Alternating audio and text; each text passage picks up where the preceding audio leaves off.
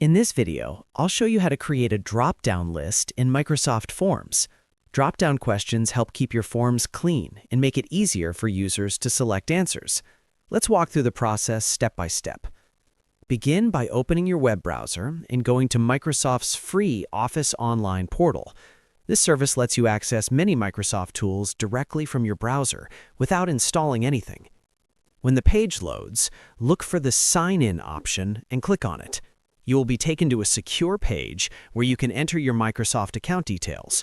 Signing in gives you access to all online services and personalizes your experience with Microsoft's tools. Make sure to use the correct login information so you can access your applications without issues. After signing in, navigate to Microsoft Forms. This application is used for creating surveys, quizzes, and other types of forms. You can find Microsoft Forms by browsing the available apps on your dashboard or selecting it from the list of services on the Office Online homepage. Once Microsoft Forms opens, choose a form to work with. If you already have a form, click on it to open it. If you want to create a new one, select a blank form to start from scratch. This choice determines where you will add your drop-down question. With your form open, look for the option to add a new question and click on it. Adding a new question allows you to customize your form and decide what type of response you want to collect.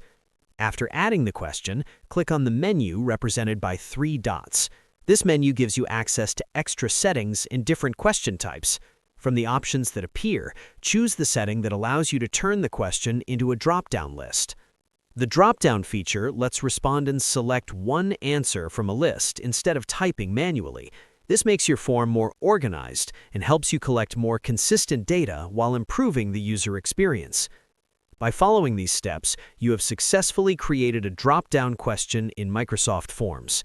Each step, from signing in to changing the question type, helps streamline your form building process and makes your forms more interactive and easy to use.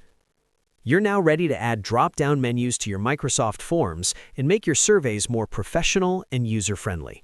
If this tutorial helped you, don't forget to like the video and subscribe for more simple tech tips. Thanks for watching, and I'll see you in the next one.